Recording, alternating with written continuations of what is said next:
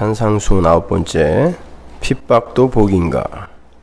자, 팔복 마지막 부분입니다. 마태복음 5장 10절부터 12절까지 함께 공독하시죠. 의를 위하여 핍박을 받은 자는 복이 있나니 천국이 저희 것임이라. 나를 인하여 너희를 욕하고 핍박하고 거짓으로 너희를 거스려 모든 악한 말을 할 때에는 너희에게 복이 있나니 기뻐하고 즐거워하라. 하늘에서 너희의 상이 큼이라. 너희 전에 있던 선지자들을 이같이 핍박하였느니라. 아멘.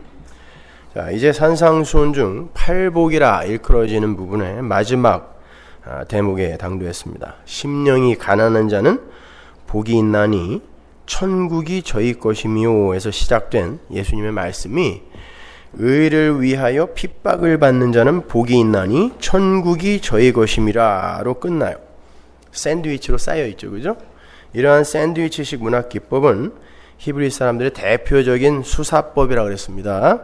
여기서 한국 개혁 성경이 천국이 저희 것이미요 라고 번역을 하고 있는 부분이 헬라어로 에스틴 헤 바실레이아톤 우라논인데요. 그게 정확하게 거기에 쓰인 동사 에스틴이 is거든요. 그러니까 정확히 번역을 하면 너희가 천국이다 예요. 천국이 너희 것이다가 아니라 원래 직역을 하면 너희가 천국이다 is예요. 천국, 하나님 나라는 통치의 개념으로 이해를 해야 된다고 그랬죠. 그러니까 너희가 천국이다 라는 그 말은 너희가 하나님의 통치를 받는 자들이다 라는 말과 똑같은 말이에요. 근데 너희가 하나님의 통치를 받는데 어떤 통치를 받아요? 우리가 지금까지 공부했죠. 7개가 다 모였어요. 세상 사람들이 보기에 도저히 복 같지 않은 그런 복. 역사 속 성도의 현실이 도저히 이해할 수 없는 그런 것들이었잖아요. 근데 그게 바로 하나님의 통치를 받는 자들의 모습이다를 보여주는 거예요. 그래서 너희가 천국이다 라고 이야기하는 거예요. 그러한 역사 속 성도들의 현실이 너희가 천국이다 라는 어구로 샌드위치처럼 쌓여있단 말이에요. 그러니까 그 안에 것들이 다 그 안에 녹아 들어가는 거란 말이죠. 그러한 그 말은 하늘나라 백성은 하늘의 계획과 통치에 의해서 탄생하여 하늘의 통치로 살아가는 자들로 이미 묵시 속에서 완성이 되어 있는 이들이기 때문에 이런 역사 속 현실, 인간들이 도저히 마음에 들어 하지 않는 이런 역사 속 현실을 필연적으로 경험하게 되는 것이다라는 걸 그 단락의 구조로 먼저 보여주는 거예요. 니들이 천국이다. 니들이 하나님의 통치에 의해 완전하게 장악된 자들이다. 그런데 그 모습이 어떻게 나는 줄 아냐? 심령이 가난한 자로, 애통한 자로 그렇게 나타난단 말이야. 의에 줄이고 목마른 자로 이렇게 나타난다는 것이죠. 그러니까 쉽게 말해서 이 팔복 강화는 하나님 나라, 천국 백성들의 역사 속 현실에 대한 친절한 지침인 거예요. 하나님 나라에 올라가서도 애통하고 의에 줄이고 목마르고 그러지 않을 거 아니에요. 그죠? 거기서는 완료된 상태니까.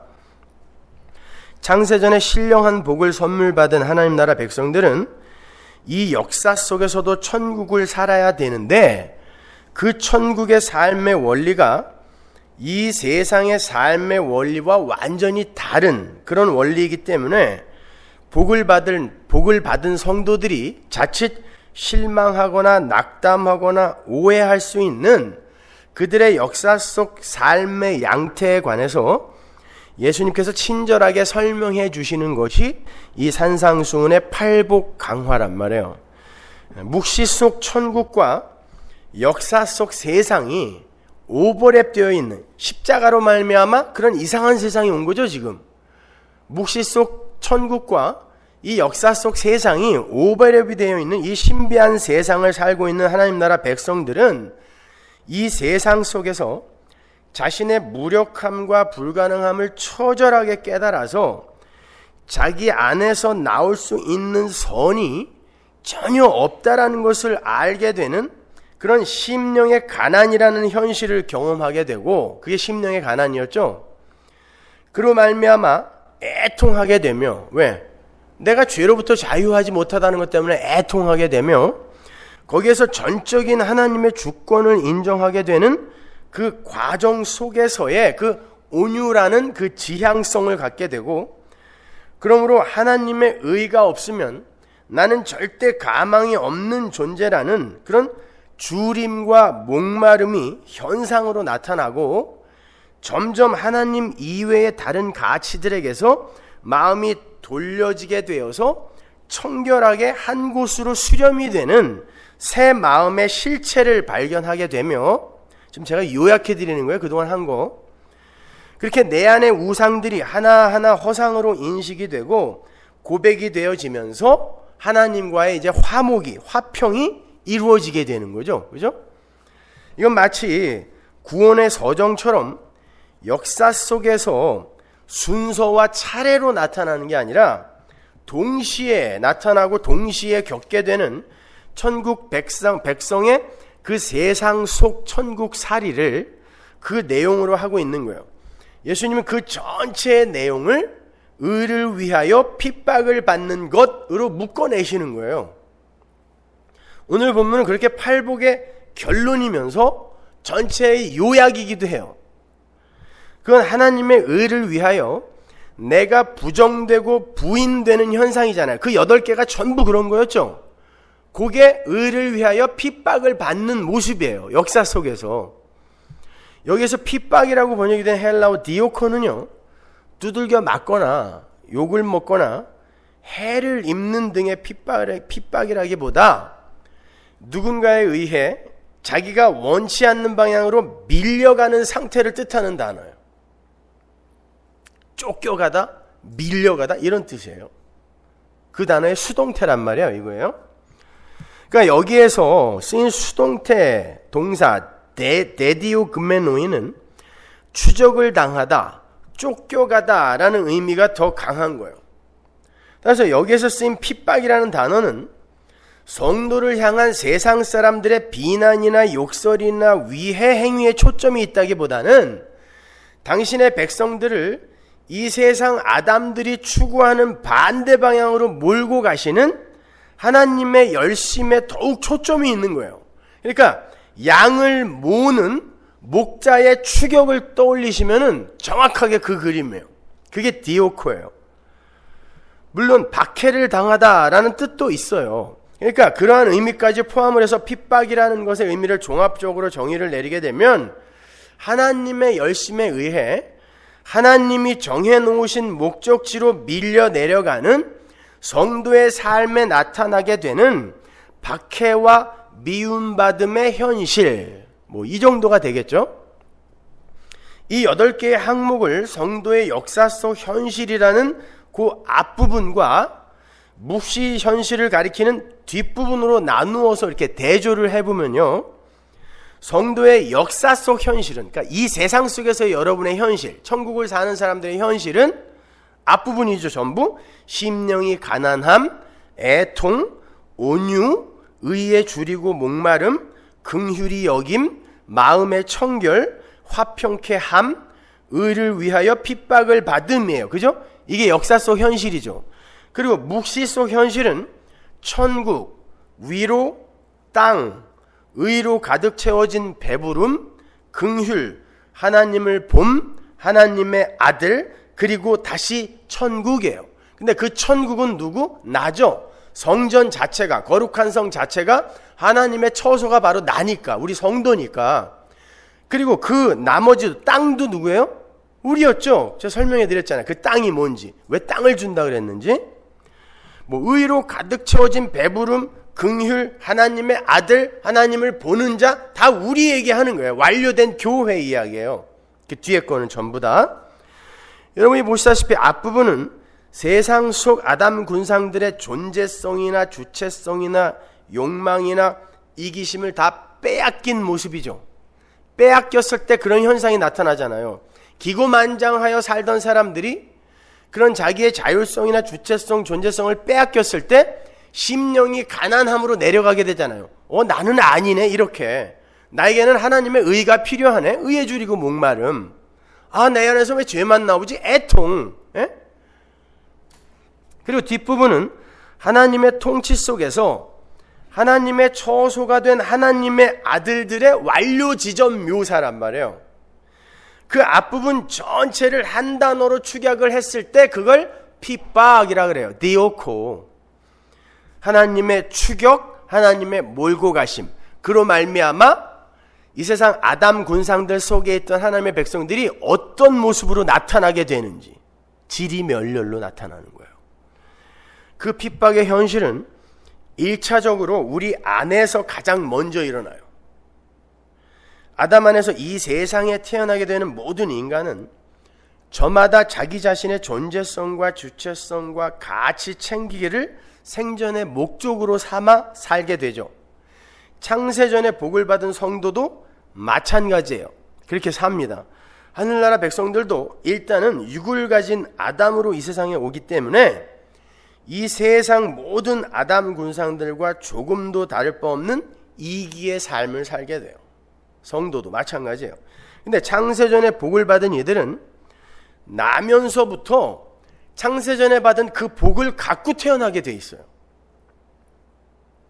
근데 그 복이 어떤 복이냐 하면 천국, 즉 하나님의 처소가 되는 복이란 말이에요.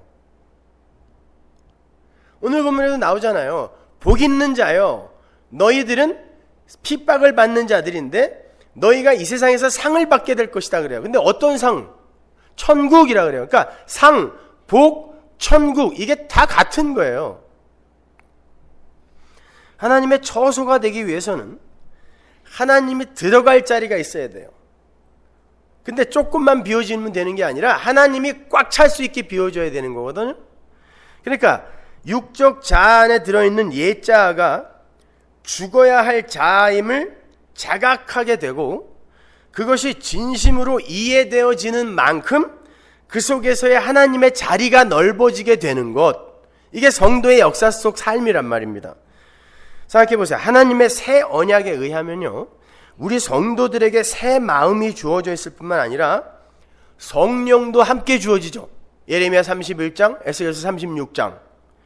그 새 마음이라는 게 우리가 지난주에 공부한 하나님만을 찾아가게 되는, 글로 지향되게 되어지는 선한 양심이죠. 그게 새 마음이에요. 선악과 따먹은 그 마음이 악한 양심, 화인 맞은 양심이고, 그 선한 양심은 우리에게 들어오셔서 죄에 대하여, 의에 대하여, 심판에 대하여 가르치시는 성령의 역사에서 비롯되는 것이므로 우리 안에 계시는 성령이라고 칭해도 무방해요. 성령이 개입하지 않으면 선한 양심이 있을 수 없으니까.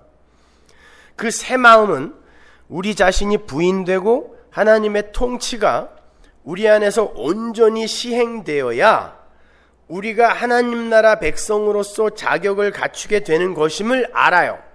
성령은 알아요, 당연히. 그래서 그 새 마음은 하나님을 향해 관역을 돌리려고 그래요. 이 마음의 관역을 돌리려고 한다고요, 새 마음이. 근데 그 속에 또 다른 법이, 바울의 말로 표현하면 또 다른 법이 존재를 해서 기승을 부려요. 그 옛사람이라는 게 관역의 이동을 허락하지 않아요. 끝없이 이 육적 자아의 울타리 안으로 끌어들여서 자아 확장의 도구로 사용할 수 있는 것들로 향하게 만든단 말이에요. 옛 자아가. 그 안에서 전쟁이 일어나요. 사도 바울이 그 전쟁을 이렇게 묘사를 해요. 거기서 핍박이 있고 핍박을 당하는 게 뚜렷이 구분이 돼요. 내 안에서요. 보세요. 로마서 7장 22절. 내 속 사람으로는 하나님의 법을 즐거워하되 내 지체 속에서 한 다른 법이 내 마음의 법과 싸워 내 지체 속에 있는 죄의 법 아래로 나를 사로잡아 오는 것을 보는도다. 분명 이건 창세전에 복을 받은 하나님의 백성들 안에서만 일어나는 전쟁이에요. 그죠? 근데 보시다시피 하나님께서는 새 마음이 헌 마음을 이기도록 돕지 않으세요. 그죠? 새 마음이 들어와 있다는 건 그 안에 성령이 들어와 있다는 뜻인데, 그 성령이 헌 마음이 새 마음을 이기도록 놔두신다니까요. 그러니까 사도 바울이 어허 하고 이야기하는 거예요. 탄식하는 거예요, 지금. 오늘 본문의 말로 바꾸어 말하면 옛사람이 속사람을 핍박하도록 놔두신단 말이에요. 거기에서 격발이 되는 한탄이 바로 밑에 구절이에요. 24절. 오라 나는 곤고한 사람이로다. 이 사망의 몸에서 누가 나를 건져내랴. 이게 뭡니까? 이게 산상수훈에서 말하는 심령의 가난이잖아요, 이게. 그리고 뭐예요? 애통이죠, 이것이. 그리고 의에 줄이고 목마름이잖아요. 그리고 자신을 긍휼히 여기는 것. 아, 나에게는 긍휼이 없으면 안 되는구나. 이게 긍휼히 여기는 자잖아요. 자기의 몸이 의에 대하여 죽어 있음을 아는 것. 그러므로 누군가 외부에서 나를 도와주지 않으면 자신은 영원한 사망으로 떨어질 수밖에 없음을 아는 것. 그런데 그것이 옛사람의 속사람 핍박에서 자각이 되더라는 거예요. 옛사람이 내 속사람을 핍박하는 그 와중에 어허, 나는 공고한 자가 맞구나, 이 사망의 몸을 갖고 있는 자가 맞구나라는 탄식이 터져 나오더라는 것입니다. 핍박에서. 그러한 자각 속에서 하나님이 준비하신 예수 그리스도라는 의만을 전적으로 의지하게 되는 그것이 뭐라 그랬어요? 화평이라 그랬잖아요. 그게 지난주에 우리가 공부한. 그리고 그게 마음이 청결한 거라 그랬죠. 잘 보세요. 자신이 사망의 몸임을 자각하여 탄식을 하던 바울이, 다른 말로 옛사람이 속사람을 막 핍박해서 죄의 법 아래로 사로잡아가는 걸 끊임없이 경험하던, 핍박을 받던 바울이 오호라 나는 곤고한 사람이로다, 이렇게 심령의 가난을, 애통함을 토로한 다음에 어디로 가는지 보세요. 25절. 우리 주 예수 그리스도로 말미암아 하나님께 감사하리로다. 예수께로 간단 말이에요. 그런즉 내 자신이 마음으로는 하나님의 법을, 육신으로는 죄의 법을 섬기노라. 그게 마음의 청결이고 하나님과의 화평이에요. 그러니까 팔복의 모든 역사 속 현실은 핍박에서 기인하게 되는 거고, 그 핍박은 성도의 내부에서 1차적으로 시작되는 거란 말이에요. 그러나 그 핍박은 성도의 올바른 자아인식에 꼭 필요한 도구인 것이고, 거기에서 하나님의 능력과 영광이 드러나게 되는 거고, 내가 쇠해지고 하나님의 영광과 능력이 드러나게 되는 거고, 그것이 하나님의 의에 대한 의존으로, 나는 곤고한 몸인데 어떡하지? 그러다가 예수께로 가야지. 그러더니 우리 주 예수로 말미암아 하나님께 감사하리로다, 이리로 가더라는 것입니다. 이게 하나님이 요구하시는 열매예요. 유일한 열매. 예수께로 가라는 거예요. 따라서 성도의 역사 속 삶에서의 핍박은 있어도 되고 없어도 되는 그런 종류의 것이 아니라 반드시 있어야 할 필연적이며 필수적인 거예요. 그래서 사도행전으로 가면 사도 바울이 이렇게 단호하게 이야기를 하는 장면이 나와요. 14장 22절. 제자들의 마음을 굳게 하여 이 믿음에 거하라 권하고, 또 우리가 하나님 나라, 천국이에요. 오늘 본문의 그 천국과 똑같은 단어예요. 하나님 나라에 들어가려면 많은 환난을 겪어야 할 것이라고. 여기에 쓰인 day라는 동사가 must예요. must. 영어의 must보다 더 강력한 의미를 가진 헬라어예요. day, must. 반드시. 성도가 하나님 나라, 즉 천국이 되기 위해서는 반드시 환난, 여기서는 뜰립시스라고 더 엄청난 단어가 쓰였는데, 그 뜰립시스라는 단어는 쇠판으로 밀어서 곡식의 원형을 깨버리는, 으깨버리는 그런 쇠판이에요. 요철이 있는 쇠판. 그걸 환난이라고 번역을 하죠. 아예 없어지는 거예요, 내가. 성도가 그 과정을 반드시 통과해야 된다 그래요. 하나님 나라가 되기 위해서는. 왜? 하나님 나라가 된다라는 건 하나님의 통치에 완전히 장악된다라는 건데, 내가 요만큼이라도 살아있으면 안 돼요. 그러니까 밀어버리는 거예요. 곡식을 놓고, 쇠판 위에다 곡식을 놓고 요철이 있는 쇠판으로 위에서 꽉 눌러서 밀어버리는 거. 이걸 핍박이라 그래요. 이걸 딜립시스, 환난이라 그런단 말입니다. 근데 사도 바울은 그게 must, 반드시 우리 안에 있어야 된다는 거예요. 반드시. 신명기 31장 16절 보세요. 여호와께서 모세에게 이르시되 너는 너의 열조와 함께 자려니와 이 백성은 들어가 거할 그 땅에서 일어나서 이방 신들을 음란히 쫓아 나를 버리며 내가 그들과 세운 언약을 어길 것이라. 그때 내가 그들에게 진노하여 그들을 버리며 내 얼굴을 숨겨 그들에게 보이지 않게 할 것인즉 그들이 삼킴을 당하여 허다한 재앙과 환난이 그들에게 임할 그때에 그들이 말하기를 이 재앙이 우리에게 임하면 우리 하나님이 우리 중에 계시지 않은 까닭이 아니뇨 할 것이라. 그들이 돌이켜 다른 신을 쫓는 모든 악행을 인하여 내가 그때 반드시 내 얼굴을 숨기리라. 그러므로 이제 너희는 이 노래를 써서 이스라엘 자손에게 가르쳐서 그 입으로 부르게 하여 이 노래로 나를 위하여 이스라엘 자손에게 증거가 되게 하라. 내가 그들의 열조에게 맹세한 바 젖과 꿀이 흐르는 땅으로 그들을 인도하여 드린 후에 그들이 먹어 배부르고 살찌면 돌이켜 다른 신들을 섬기며 나를 멸시하여 내 언약을 어기리니. 하나님의 백성이 출애굽하여 지금 홍해를 건넌 상태인데 가나안 땅에 들어가서 그들이 어떻게 살 것인지를 하나님이 예언해 주는데 옛날하고 똑같을 거야 그러는 거예요. 애굽에 있을 때랑 똑같을 거야 그러는 거예요. 그들이 재앙과 환난을 당할 때 그들의 자손이 부르기를 잊지 아니한 이 노래가 그들 앞에 증인처럼 되리라. 나는 내가 맹세한 땅으로 그들을 인도하여 드리기 전 오늘날에 나는 그들의 상상하는 바를 아노라. 모세가 당일에 이 노래를 써서 이스라엘 자손에게 가르쳤더라. 실제로 들어가서 어떻게 했어요? 똑같았어요. 그게 사사기였잖아요. 열심히 공부했잖아요 우리. 똑같았어요. 덩터리 같았어요. 본질이 안 변하더라는 것입니다. 본성이 안 변하더라는 거예요. 그 엄청난 구원을 경험하고도. 가나안은 이미 묵시 속에서 완료되어 있는 하나님의 백성들이 이 역사 속에서 묵시를 함께 살아내야 하는 바로 그 모습을 상징하는 땅이죠. 그래서 가나안에 들어가서도 그들이 온전한 하나님 나라를 못 산 거잖아요. 그러니까 가나안에서의 이스라엘의 모습은 바로 지금 이 역사 속에서의 우리의 모습인 거예요. 묵시 속에서 완료되어 있는 이들이 이 역사 속 땅에서 살면서 여기서 천국을 살잖아요. 가나안도 약속의 땅이었는데 온전한 약속의 땅이 아니었단 말입니다. 근데 그들이 어떻게 한다고요? 그 가나안 약속의 땅에서 구원을 받은 하나님의 백성임에도 불구하고 여전히 하나님보다는 이방신을 쫓고 새 언약을 어기더라는 거예요. 새 언약을 어기더라는 것은 하나님의 은혜를 그렇게 가치 있게 취급하지 않더라는 거예요. 그게 새 언약이잖아요. 옛 언약은 잘 지켰어요. 거기서도 율법 잘 지키고 제사 열심히 지냈으니까. 그때 하나님께서 그들을 어떻게 몰고 가세요? 그들의 실체를 폭로시킨 후에 재앙과 환난, 즉 핍박으로 그들을 부인시켜 가신다는 거예요.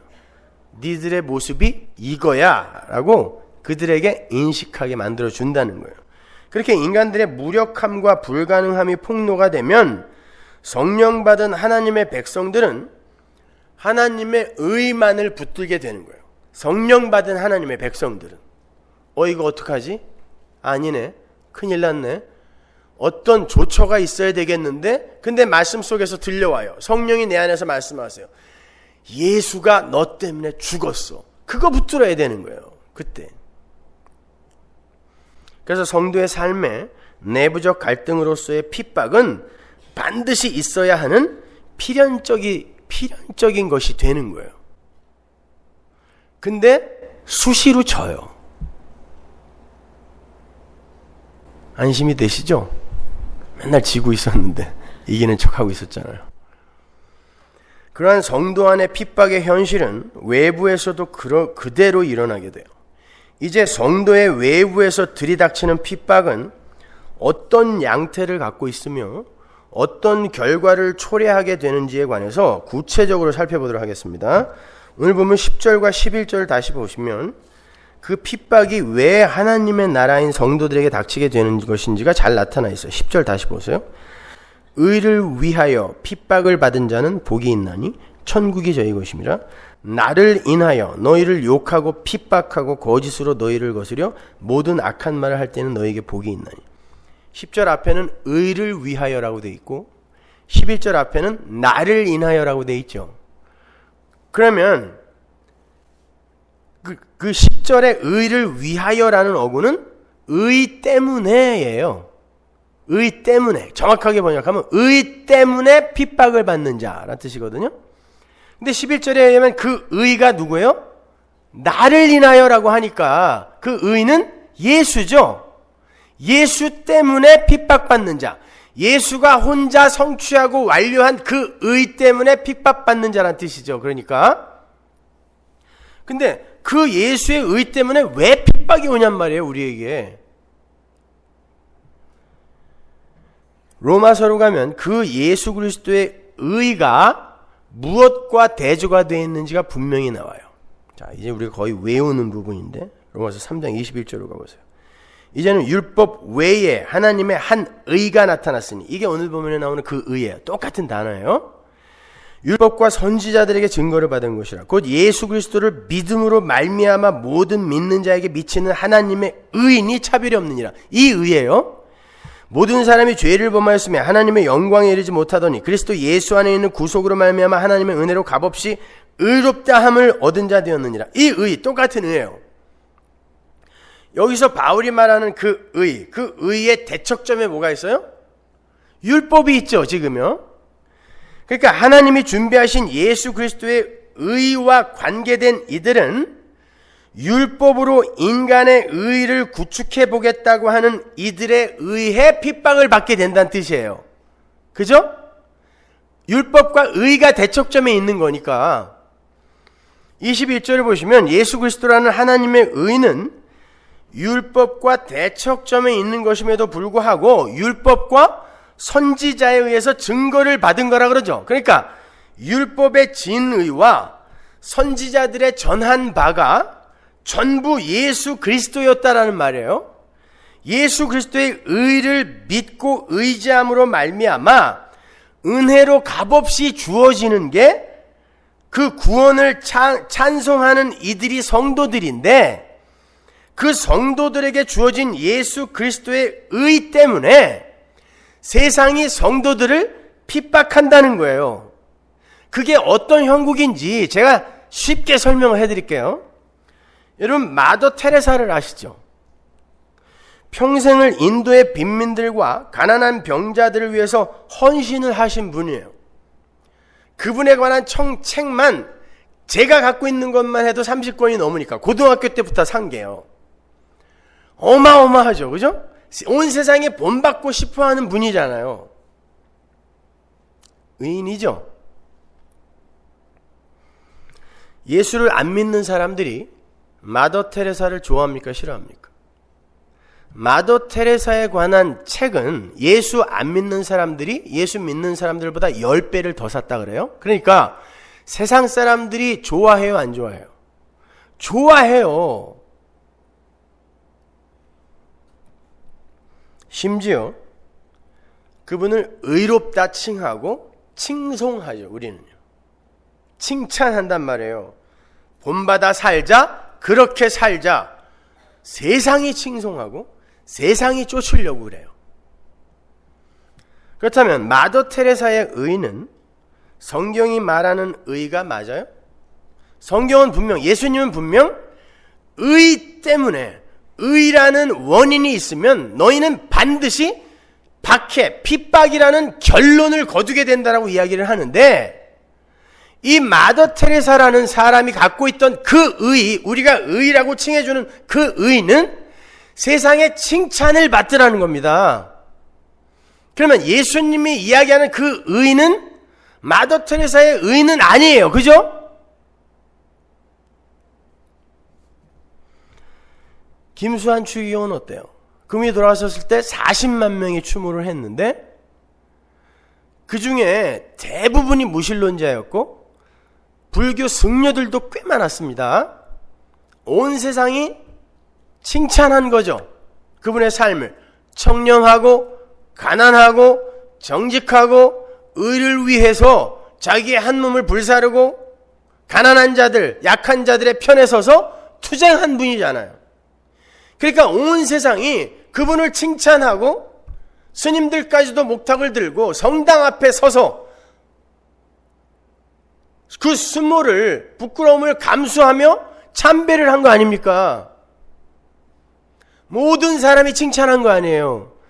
무슨 핍박을 받았어요? 누가 핍박했습니까, 그분을? 그렇다면 그분이 평생 해오셨던 민주화 운동이나 불우한 이웃들을 위한 헌신은 성경이 말하고 요구하는 의가 아닌 거죠. 성경은 분명 의가 원인이 되면 결과로 핍박이 온다 그랬어요. 그리고 그 의는 반드시 예수 그리스도의 의여야 돼요. 오늘 본문에 나오잖아요. 의를 인하여, 의 때문에, 나 때문에. 그러니까 그 의는 예수와 관계 있는 의여야 돼요. 성경이 말하는 의는 그거예요. 다른 의 없어요, 성경에는요. 누가복음으로 가서 오늘 본문에 해당하는 부분을 보면서 조금 더 제가 부연 설명을 해드릴게요. 누가복음 6장 26절. 인자를 인하여 사람들이 너희를 미워하며 멀리하고 욕하고 너희 이름을 악하다 하여 버릴 때에는 너희에게 복이 있도다. 그날에 기뻐하고 뛰놀라. 하늘에서 너희 상이 큼이라. 저희 조상들이 선지자들에게 이와 같이 하였느니라. 모든 사람이 너희를 칭찬하면 화가 있도다. 저희 조상들이 거짓 선지자들에게 이와 같이 하였느니라. 어떠세요? 모든 사람이 칭찬하는 세상의 의는 하나님 앞에 화가 있대요. 그러면 누가 그런 칭찬을 받았다고 하세요? 모든 사람에게 칭찬받은 자들이 있어요. 누구예요? 거짓 선지자래잖아요. 26절에.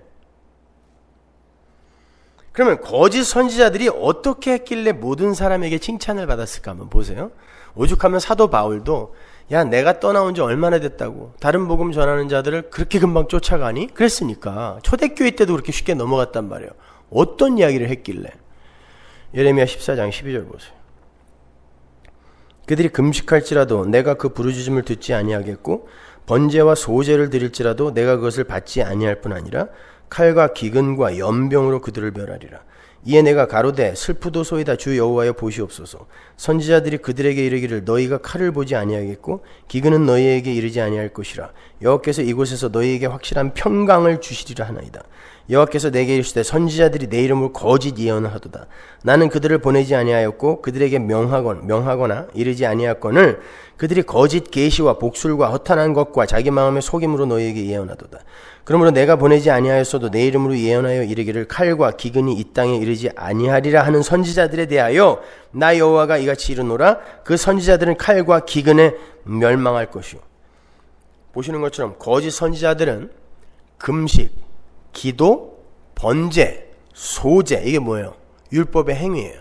제사. 이것만 드리면 하나님께서 평강을 주신다라고 가르쳤다라는 거예요. 율법주의죠. 지성이면 감천이다 라는 식의 엉터리 신앙을 가르쳤다는 거예요. 인간이 열심히 한 만큼 하나님은 감동할 거다라는 거죠. 다른 말로 거짓 선지자들은 인간들의 행위가 하나님을 감동시킬 수 있고 인간도 감동시킬 수 있으며 평강까지도 얻어낼 수 있는 가치가 있는 거라고 인간들의 자존심을 부추겨 준 거예요. 그게 거짓 선지자들이에요. 인간들의 기특하고 선한 행위가 인간들이 원하는 편안하고 안락한 환경을 쟁취하는 조건과 근거가 될 수 있다고 가르친 거예요. 그러니까 모든 사람이 칭찬을 해주더라는 거예요. 왜? 아담 안에 모든 인간은 선악과 따먹고 하나님처럼 되어 있는 상태거든요. 그런데 누가 하나님 대접을 안 해주는 거예요. 그런데 그들이 한 행위를 칭찬해주면서 야, 이 정도면 된 거야. 이 정도면 평강할 거야. 라고 거짓 선지자들이 부추겨주니까 그들의 자존심을 북돋아주니까 그래 네가 맞아 라고 칭찬을 해주더라는 것입니다. 그렇게 사람들의 행위에 가치를 부여해서 그 행위를 내어놓는 사람의 가치를 높여주는 율법주의를 모든 아담들은 좋아해요.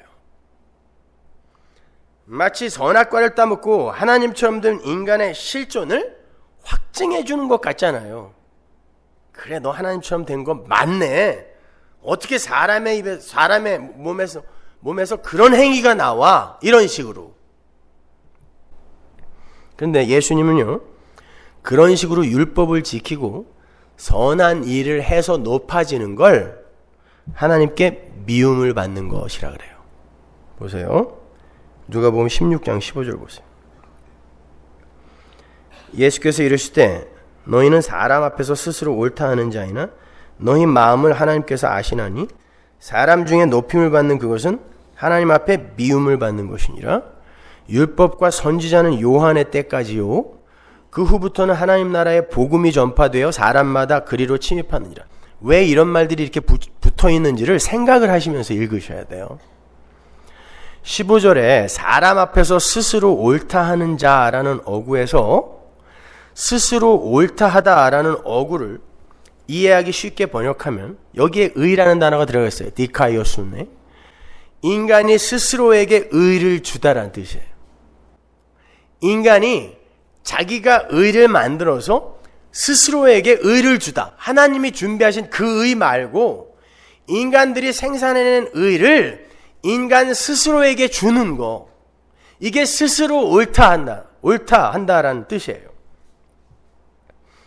인간들이 스스로의 노력으로 자신들에게 의를 주게 되면요, 그들은 착한 사람, 선한 사람, 의로운 사람 등의 칭호를 받으면서 사람들 사이에서 높아지게 된다는 뜻이에요.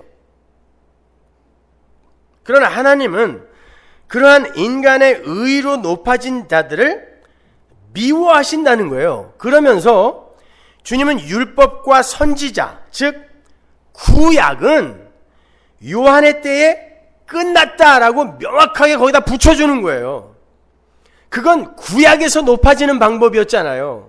율법 지켜, 제사 잘 지내, 착하게 살아, 그러면 내가 너에게 상 줄게. 이게 구약이었죠. 근데 지금 니들이 그런 식으로 구약식으로 스스로에게 의를 만들어서 스스로에게 주게 되면 그건 하나님께 미움을 받는 거예요. 왜?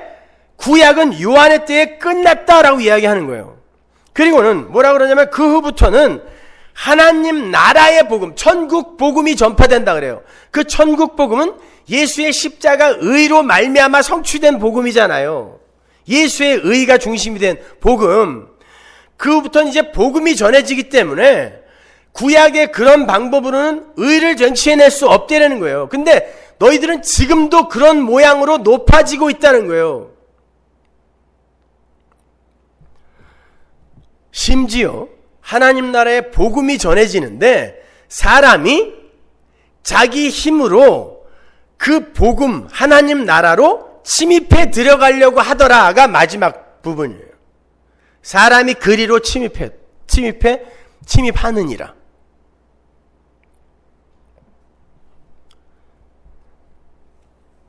그러니까 사람들이 자신들의 힘으로 그 하나님 나라를, 그러니까 자신들의 힘으로 하나님 나라를 침입할 수 있다는 말이 아니라 인간들의 끝없는 자기 자율성 발휘와 집요한 자존심 챙기기를 지적하는 어절이에요. 16절 마지막이.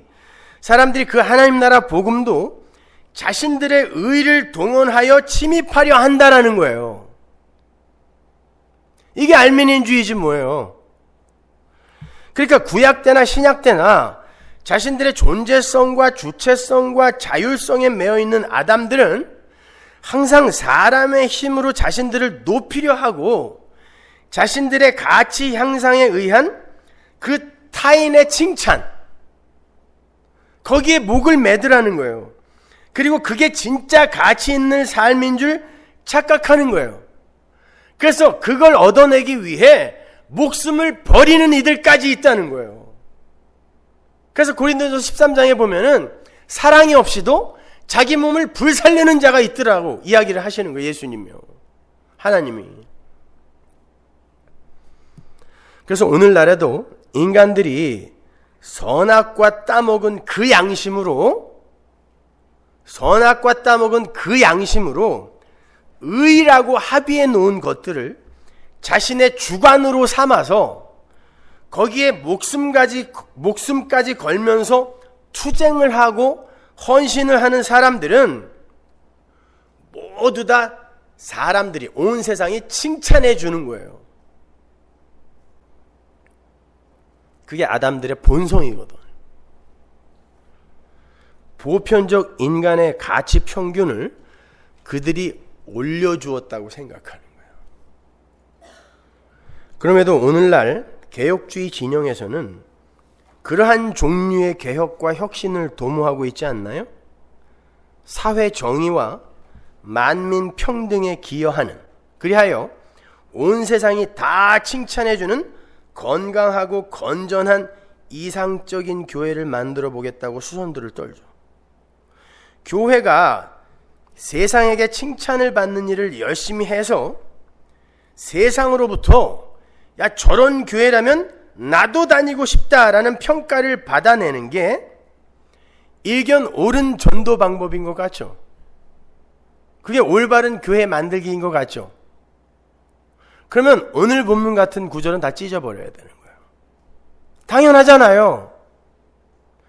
하나님은 교회는 존재하는 것만으로도, 진짜 예수의 의를 붙든 교회는 존재하는 것만으로도 모든 세상이 다 핍박한다 그랬는데, 오늘날 개혁주의 진영은 세상 사람들이 다 박수 쳐주고 일간지까지도 칭찬해주는 건강한 교회를 만들자는 거예요. 그래서 그리로 사람들을 끌어모으자는 거죠. 그게 맞습니까?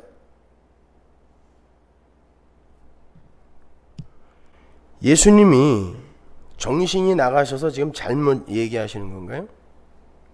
예수님은 교회가 진짜 하늘의 의를 추구하면 세상이 전부 짱돌을 들고 달려들 것이라고 말씀하시는데, 정작 교회는 온 세상이 다 칭찬해주는 그러한 의를 구축해서 자기들의 천국을 건설하고 있는 거예요.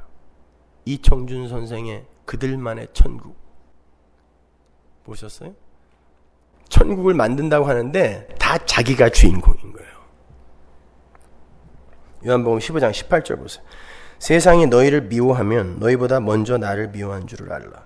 너희가 세상에 속하였으면 세상이 자기의 것을 사랑할 터이나 너희는 세상에 속한 자가 아니요 도리어 세상에서 나의 택함을 입은 자인고로 세상이 너희를 미워하느니라. 내가 너희더러 종이 주인보다 더 크지 못하다 한 말을 기억하라. 사람들이 나를 핍박하였은즉 너희도 핍박할 터이요 내 말을 지켰은즉 너희 말도 지킬 터이라. 내 말을 지켰은즉 이 어구는 내 말을 지켰다면 니들 말도 지켰을 것이다 라는 뜻이야. 그러니까 내 말 안 지켰다는 뜻이에요. 지켰은즉 그러니까 뭐 지켰다라는 뜻으로 이렇게 오해하시면 안 돼요. 그러나 사람들이 내 이름을 인하여 이 모든 일을 너희에게 하리니 이는 나 보내신 이를 알지 못함이니라. 예수님이 이렇게 세상의 성도를 미워하고 핍박할 거라고 말씀하셨어요. 거기 어디에 교회가 교회답게 성숙한 모습을 보이게 되면 온 세상이 다 너희를 칭찬할 거니까 열심히 노력해서 세상에 칭찬 좀 받아내라, 이런 말씀이 어디 있어요? 그냥 미워할 것이다, 끝이에요. 그게요. 열심히 잘하면 사랑도 해줄 거야가 아니라 미워할 것이다, 끝. 그냥 예수 그리스도의 의에 의해 탄생한 진짜 교회는 무조건 세상이 미워하고 핍박을 한다 하고 끝이에요.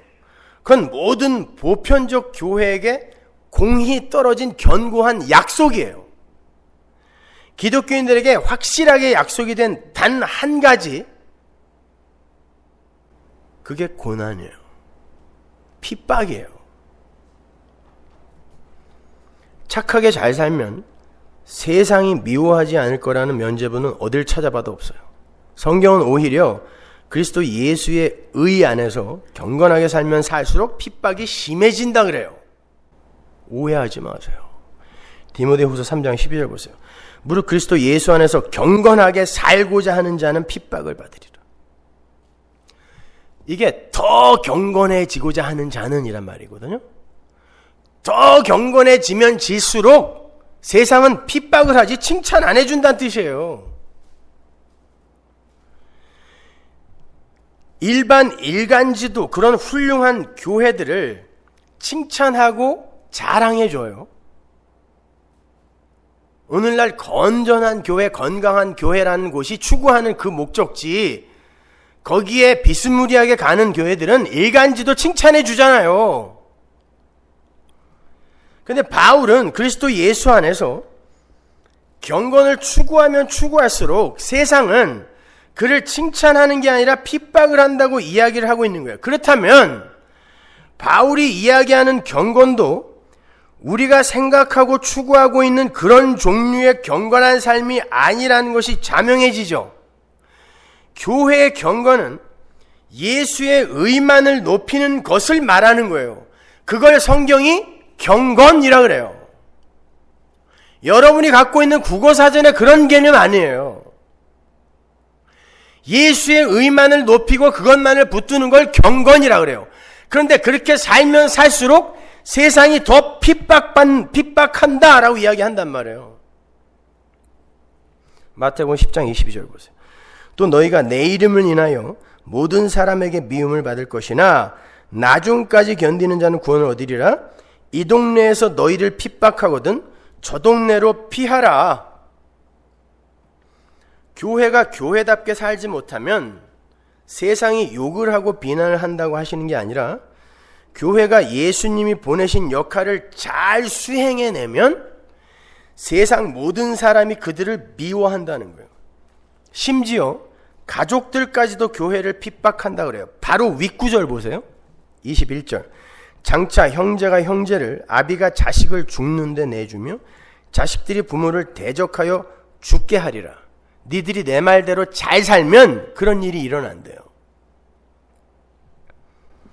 도대체 성도가 붙들고 살아야 하는 예수님의 의의가 무엇이기에 성도는 이렇게 예수를 알지 못하는 가족들을 비롯한 모든 사람들에게 미움을 받고 핍박을 받아야 되죠? 아니, 그러면 12제자, 이 12제자는 교회의 모형이에요. 지금 교회에게 하는 말씀이에요. 12제자를, 교회를 세상으로 보내시는 분으로서 그들이 세상의 핍박에 응전할 수 있도록 어떤 힘이라도 주어서 보내는 게 맞지 않아요? 니들 내 말대로 지금 세상으로 나가면 니들이 어떻게 살던 내 말대로 살면 살수록 핍박을 받게 될 텐데 그러니까 내가 이 힘을 줄게. 이래야 맞는 거 아니야? 보내는 분으로서. 근데 안 줘요. 오히려 이리 같은 세상에 양으로 보내세요. 그리고는 뱀같이 지혜로워라 그래요. 16절 보세요. 보라, 내가 너희를 보내면 양을 이리 가운데 보낸 것 같도다. 아시잖아요. 그러므로 너희는 뱀같이 지혜롭고 비둘기같이 순결하라. 사람들을 삼가라. 저희가 너희를 공회에 넘겨주겠고 저희 회당에서 채찍질하리라. 뱀같이 지혜로우라는 건 뱀의 지혜에 다시 넘어가지 않는 자가 되란 뜻이거든요. 뱀의 지혜가 뭐였어요? 야, 네 자리 벗어나서 하나님처럼 돼 였잖아요. 근데 양으로 이리한테 보내면서 뱀같이 지혜로워라. 뱀에게 속지 말아라는 게 뭐예요? 뱀이 분명 너희에게 니들이 왜 양처럼 이렇게 핍박받고 당해야 돼? 야, 이리가 뭐야? 사자가 돼서 물어뜯어. 분명히 그럴 텐데 거기에 속지 말란 뜻이에요. 그 말은 지금 양으로 보내면서 하나님이 니들 절대 그 핍박에서 벗어나면 안 된다. 그리고 벗어날 수도 없어. 라고 꽉 묶어서 보내는 거예요. 힘을 주는 게 아니라 가서 죽어. 그렇게 보내는 거예요.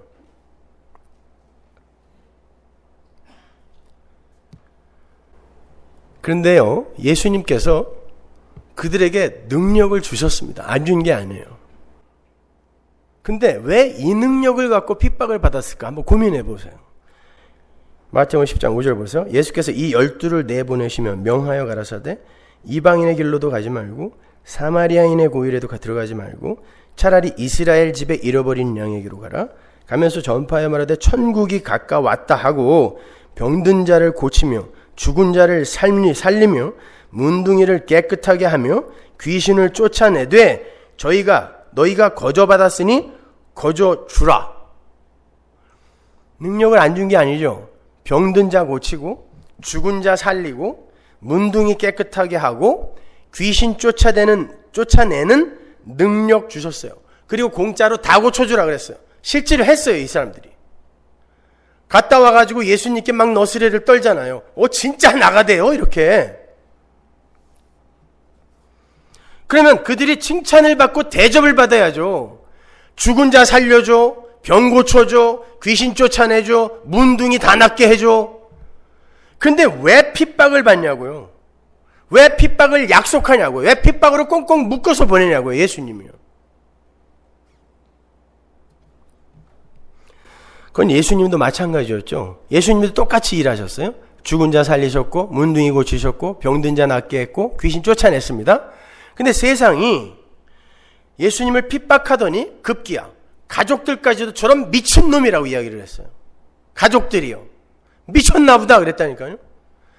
그러더니 온 세상이 합심하여 십자가에 못 박아 죽여버렸어요. 그거 해줬는데, 그러니까 제자들이 지금 그 길을 똑같이 간다는 뜻이에요. 그래서 예수님이 했던 그 능력을 그대로 제자들에게 준 거예요. 그리고는 가서 핍박받아 죽어라. 이리에게 물려 죽는 양되라 그러는 거거든요. 예수의 고난에 그대로 동참하라는 뜻이에요. 그래서 성경은 교회의 고난을 그리스도의 남은 고난이라고 해요. 골로새서 1장 24절에 나오죠. 그리스도의 남은 고난. 그건 예수님이 무슨 고난을 100% 당해야 되는데 95%만 당하고 가서 우리가 나눠서 당하는 게 아니라 예수님이 당한 고난과 똑같은 고난이란 뜻이에요. 그래서 남은 고난이에요. 그렇다면 왜 세상이 죽은 자를 살려주고 귀신을 쫓아내주고 병든 자를 살려주고 하는데 성도를 미워할까? 왜 예수님을 미워했을까? 여러분, 죽은 자를 살리고 귀신을 쫓아내고 병든 자를 살리는 게 무엇을 상징적으로 그리고 있던 거죠? 이사야서에 나오죠. 하나님 나라의 도래를 모형하는 거죠. 그게 그때 사망의 증상이 다 사라지게 된다라는 걸 모형으로 그리는 거예요. 그래서 세례 요한이 오실 그 이가 당신이 맞습니까? 그랬을 때 예수님이 병든 자가 일어나고 죽은 자가 살아나고 귀신이 나간다 하더라. 이렇게 가서 얘기해 라고 이야기한 거예요. 내가 메시아다. 내가 하나님 나라다. 그 이야기 해준 거거든요. 한마디로 죄의 싹신 사망의 증상들이 물러가고 있는 형국이에요. 그렇게 사망으로부터 구원이 된다는 건 죄로부터 해방이 된다는 거고, 죄로부터 해방이 된다는 건 나라는 우상에게서 풀려나는 거죠. 그게 죄의 본질이니까. 그런데 그것은 예수 그리스도의 의로만 가능한 거예요. 그게 구원이니까요. 그래서 예수님께서 율법주의, 유대주의, 인본주의의 상징이며 본산인 유대인들의 집으로만 가라고 한 거예요. 일단 유대인들의 집으로 가서 그들이 어떻게 하는지 보라는 거예요. 니들 죽일 거란 뜻이에요. 율법주의, 인본주의는 니들 반드시 죽인다는 거예요. 예수의 의, 회개하라, 천국이 왔다라는, 니들이 지금 이렇게 열심히 하여 천국을 건설하는 게 아니라 그 나라가 하나님의 선물로 와버렸다라는 건 이걸 다 부정해버리는 거니까 그들은 반드시 이기지 못하고 니네 죽일 거야. 그래서 유대인들의 집으로만 가라는 거예요. 그래 놓고는 절대 이리에게 응전하지 말아라 그런 거죠. 죽으라는 거죠. 복음이 인간들 중심의 인본주의와 율법주의를 깨부수는 그림인 거예요. 그것은 곧 인간의 의가 부정되는 거고 인간들의 자존심이 땅에 처박히는 꼴이에요. 왜냐하면 유대인들은 자기들이 세상에서 제일 착하고 똑똑하고 성실한 민족인 줄 알고 그렇게 노력하며 살았는데 예수님과 그의 제자들이 와서 회개하라 그러는 거예요. 회개라는 단어, 메타노이아라는 단어는 니들이 지금 가는 그 길은 잘못된 길이니까 반대 방향으로 가야 된다는 뜻이거든요. 메타노이아가. 그러면 그 사람들이 그렇게 열심히 했던 그걸 다 어떻게 하는 거예요? 부정해버리는 거예요. 삭제해버리는 거예요. 그러니까 당연히 네가 뭔데 나의 존재 자체를 부정해버려 하고 죽이려고 드는 거예요. 핍박을 하는 거예요. 아담 속의 인간들은요, 죽은 자가 살아나고 질병이 치유되고 귀신이 떠나가는 현상만을 대할 때는 그 현상에 열광하고 그 현상을 일으킨 사람들을 경의의 눈으로 바라보게 되지만, 그래서 예수님이 처음에는 막 환대를 받은 거예요. 옷까지 벗어서 깔아주잖아요. 그러나 그러한 현상들이 결국 자신들의 존재성과 주체성 그리고 자존심을 부수는 것임을 알 때에 그러한 팩트들을 다 잊어요. 기적 다 소용없어요. 인간은 나의 존재감, 나의 자존감을 치고 들어오면 그 어떤 것도 기억하지 않아요.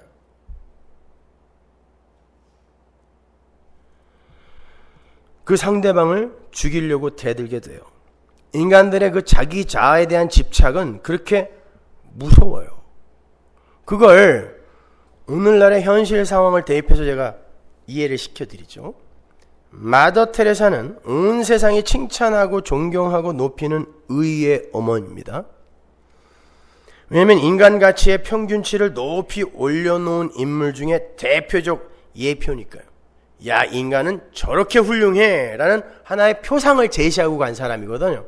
인간들이 당연히 존경해야죠. 사람들은 자기들이 칭찬받고 싶은 일을 누군가가 해줄 때 그를 칭송하게 되어 있어요. 그런데 누군가가 예수님의 의를 설교하면서 마더 테레사가 이 세상에서 한 일은 참으로 착하고 고귀하고 아름다운 일이지만 그 일이 하나님 앞에서 의로운 일로 카운트가 안 될 뿐만이 아니라, 왜? 하나님 앞에서 의로 카운트 될 수 있는 건 예수의 의밖에 없거든요.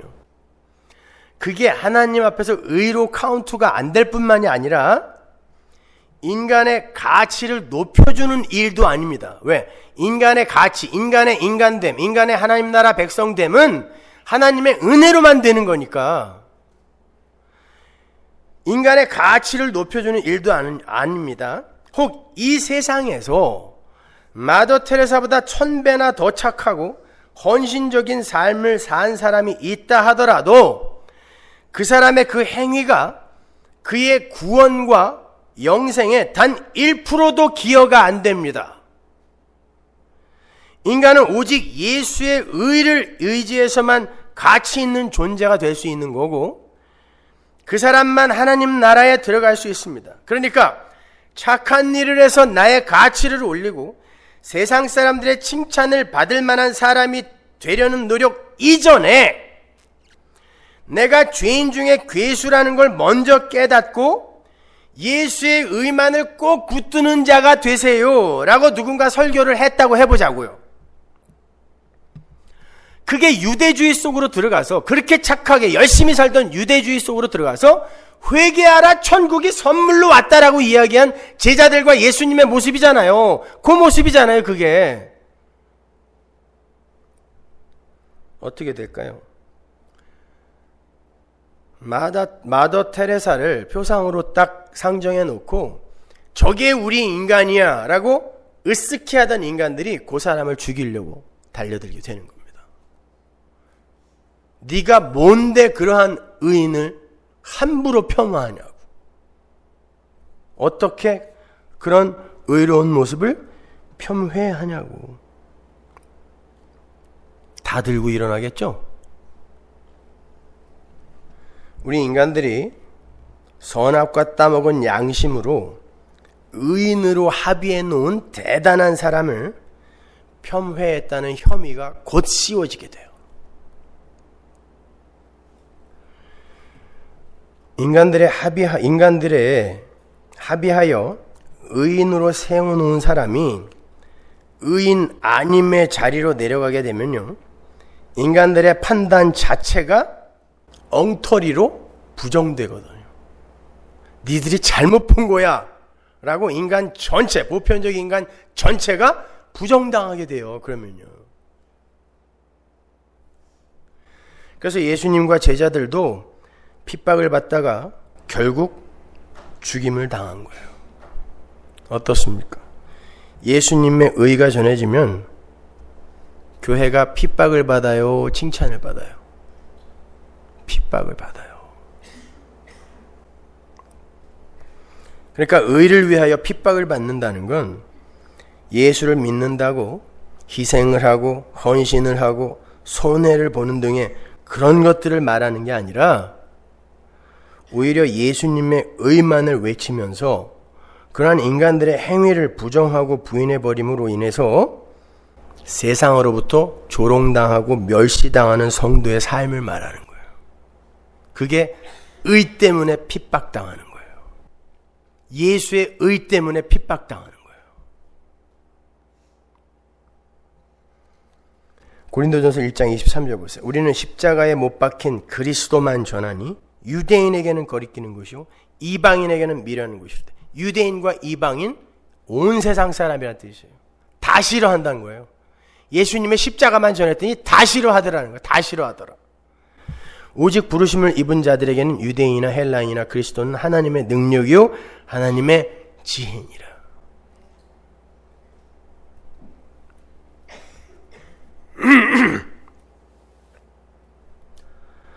하나님의 백성들은 십자가에 못 박힌 예수 그리스도만을 의지하고 그 예수 그리스도만을 전해요.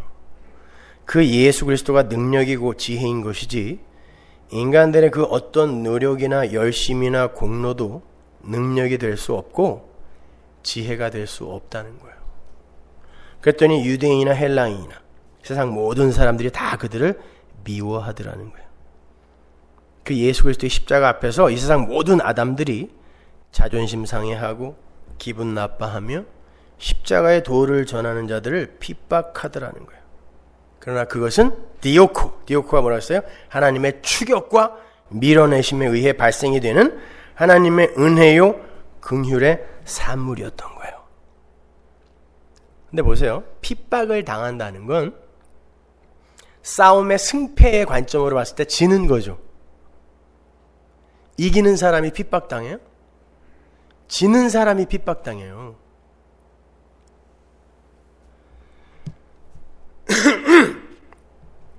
왜 하나님은 예수님의 의만을 의지하고 예수님의 십자가 보혈의 공로만을 전하는 당신 백성들을 이 세상에게 지도록 만드실까요?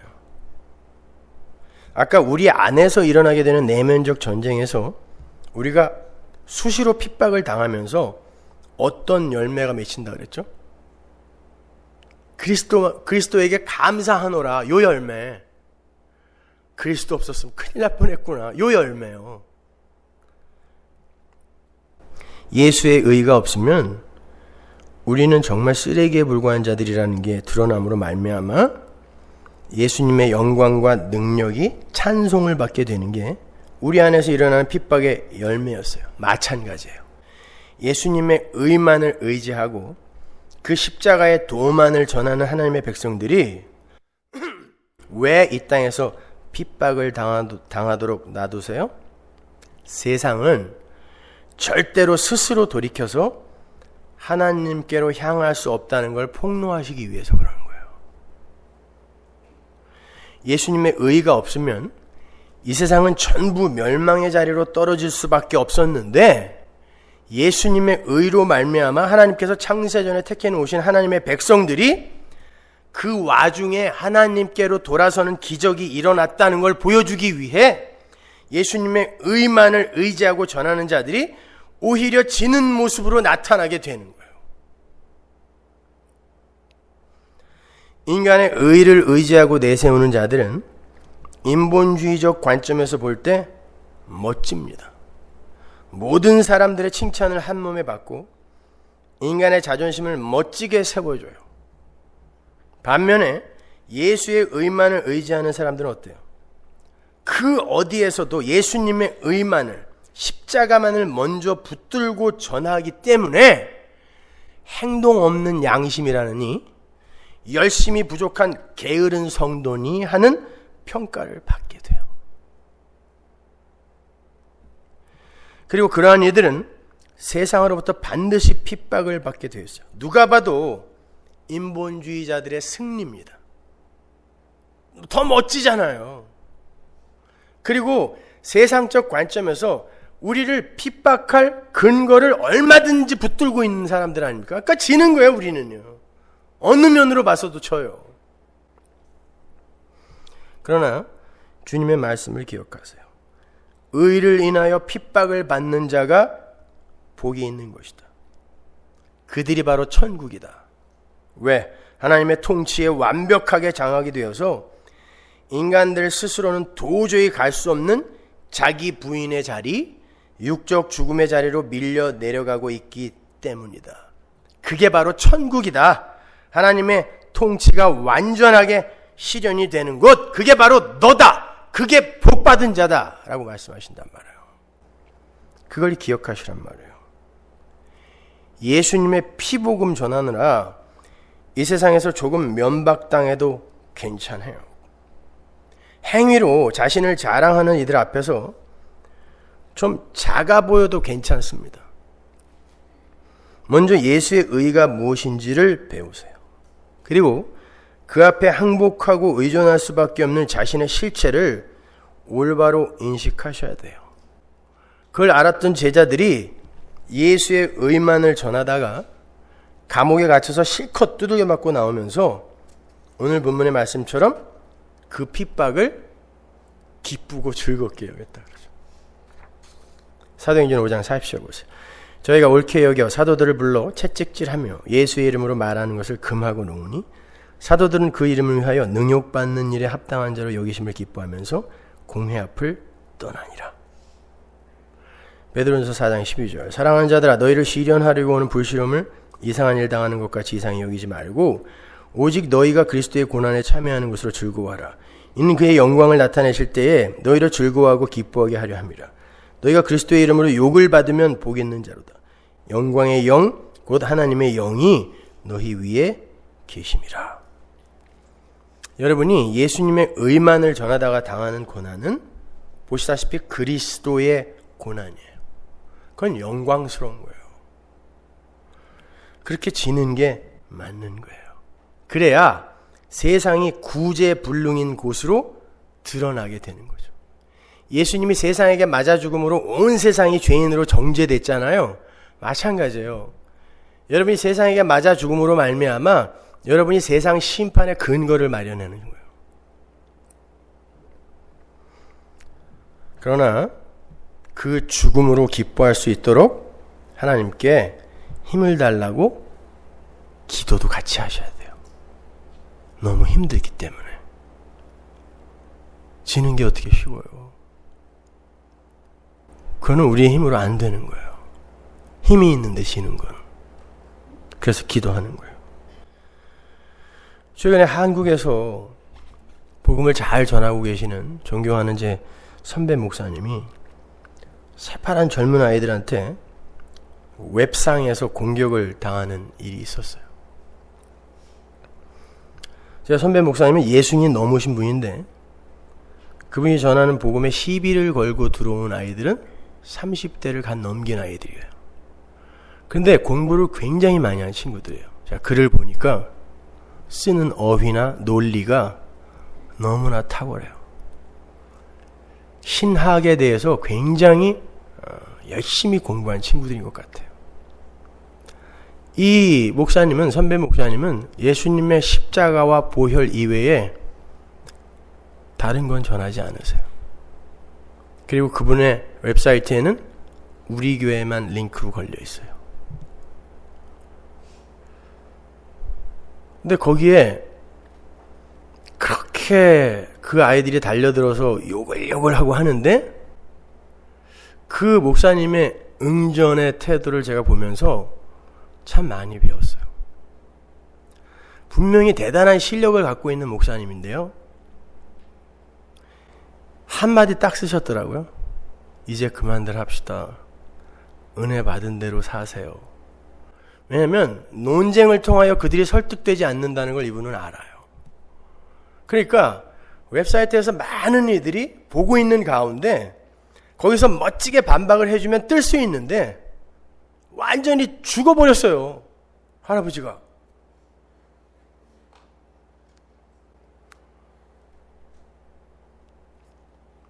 거기에 지수 아빠라고 이렇게 앞에 또 축구공까지 있어서 나는 저 사람인 줄 알았더니 아니더라고요. 차씨더라고 성이. 그렇게 그분이 확 죽어버리니까요.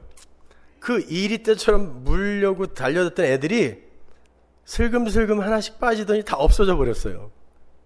재미가 없는 거예요.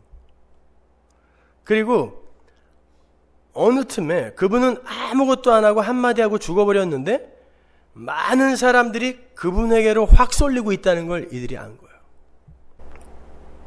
그거예요, 여러분. 그게 승리예요. 하나님이 이리들 앞에 그냥 양으로 죽으라고 그랬더니 그분이 그냥 죽어버리셨어요. 그랬더니 이리들이 슬금슬금 사라져 버리더라고요. 여러분, 우리는 모두가 다 양으로 이리들의 세상에 보내졌어요. 누가 보냈어요? 하나님이 보냈어요. 그러면 여러분은 어떤 방법과 수단을 동원을 해도 못 이기는 싸움을 싸우는 거예요. 근데 우리가 뭐 명쾌한 논리와 현란한 어휘들을 동원하여 아무리 이겨봐야 거기서 예수가 지는 거예요.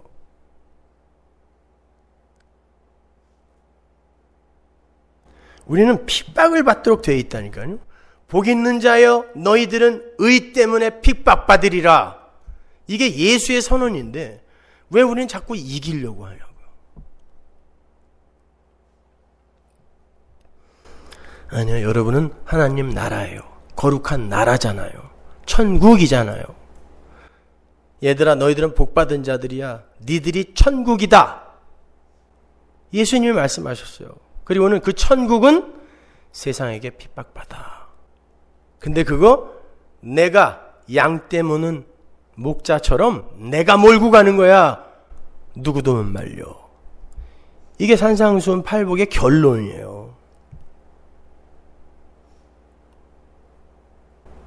그러니까 벗어나려고 생각하지 마세요. 그냥 핍박 받아주시는 게 이기는 겁니다. 그게 진짜 성숙이에요. 착한 일, 선한 일, 정당한 일, 정직한 일, 좋은 겁니다. 하지만 그런 거에 열심 내시기 전에 먼저 핍박받아 죽는 일부터 시작하세요. 그게 선행되지 않고 추구되는 정직, 성실함, 착함, 선함 다 하나님이 노와 분으로 쓸어버릴 것들이에요. 핍박받아 죽으십시오. 여러분은 복받은 자들입니다. 기도하겠습니다. 하나님의 은혜를 감사합니다. 아버지 하나님, 처음에는 참 이해가 가지 않았고 섭섭했습니다. 우리가 하나님의 아들인데 왜 양으로 이리들의 세상에 보내줘야 하는지, 왜 하나님은 우리를 그렇게 필연적으로 맞아 죽는 자리로 인도를 하시는지 참으로 서운했습니다. 이해도 되지 않았습니다. 근데 하나님, 복음을 알면 알수록 그게 맞습니다. 하나님이 옳습니다. 하나님의 의만을 붙드는 게 우리 성도의 올바른 삶이 맞습니다. 하나님, 그렇게 바보처럼 지게 하옵소서. 핍박받게 하옵소서. 하나님이 몰고 가시는데 우리가 어떻게 거기서 빠져나오겠습니까? 그 자리에서 오히려 기뻐할 수 있는 실력을 주옵소서. 힘을 주옵소서. 예수님 이름으로 기도합니다.